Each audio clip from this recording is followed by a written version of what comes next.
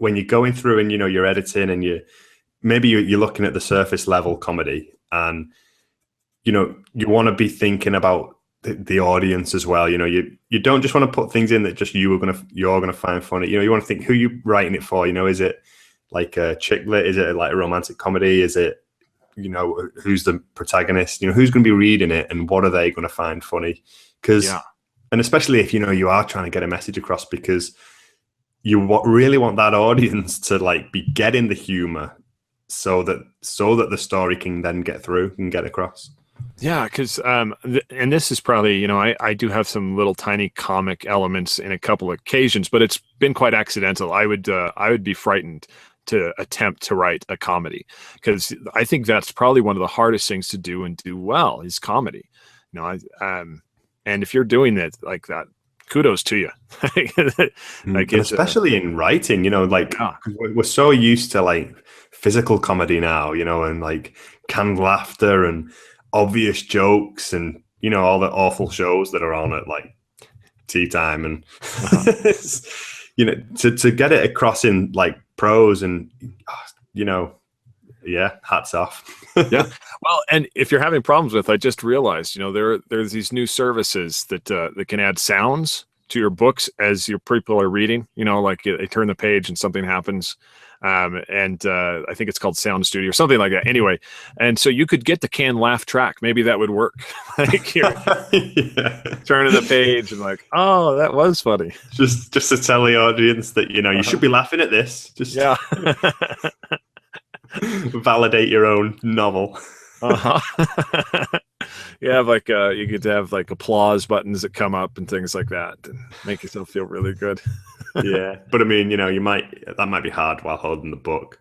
But you could like slap the book against the side of your head, or and you just, as long as you clap. Yep, as long as you clap, that's all that matters, and you can move on to the next stage. So I think it's a very cool idea, though, to be able to use this method as a sneaky storytelling method to bring in a message, and to make deeper, meaningful characters. It's a comedy. It doesn't have to be a two-dimensional character. You still need to flesh out your characters through these three stages. Yeah, I just thought, as well, if there's anyone out there listening that's edits comedies, drops an email and get on the show, because like I've never really spoken to anyone who like is really involved in comedy literature. That would be cool. I would love that. Especially like anyone who knows people who write for Deadpool or something like that, that do satire comedy as well. Like, it's just, I'm really fascinated by this. What does it take to make this? Because, so for instance, I've been learning a lot more and more about animation. It's something I really would like to be able to do as a storytelling method. And I was watching some people's animations on YouTube. And one of the things that's really important in animation is timing. And you're watching these videos and they're off. They're just off just a little bit, but it's enough that you're like, that's not as funny as it could have been, because the timing is just off. And so like the timing of a book is really important. We talked a lot about, you mean like comedic timing? Oh, like I thought you meant like sync between. No, not like it matched up well and stuff, but things like maybe stayed on screen for just a little too long. The joke held on just a little too long. Like it didn't move to the next part as fast as it should have. And it's just these moments, this pacing element that needs to be there for comic timing. Yeah, it's like pacing, in its most distilled and finest form, isn't it? Because you've got to get the pacing right, and in a way that it's like universally funny. Off camera, we were talking about some comedians that I have read, but they don't follow this type of comedy. It's like taking The Quest and making it a comedy. And one of them is Tom Holt, and he's a very comic writer. He's got a lot of funny things in the sentences. You read it and you're just laughing out loud, and the situations that he puts people in. But he has that good comic timing.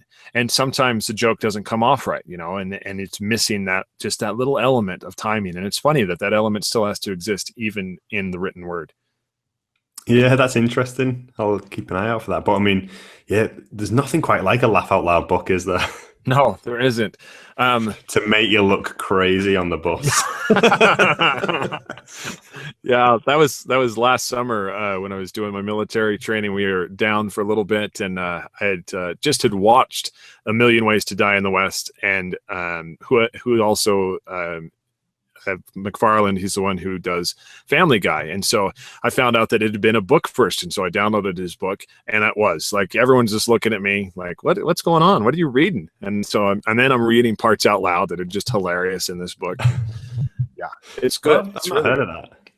Yeah, it's I recommend the book, A Million Ways to Die in the West. It's a movie. The movie's okay, it's funny, but the book is just, it shows you what you can really do with a comedy in the written word. It's funny stuff. Yeah, it's a good example. I'll check that out.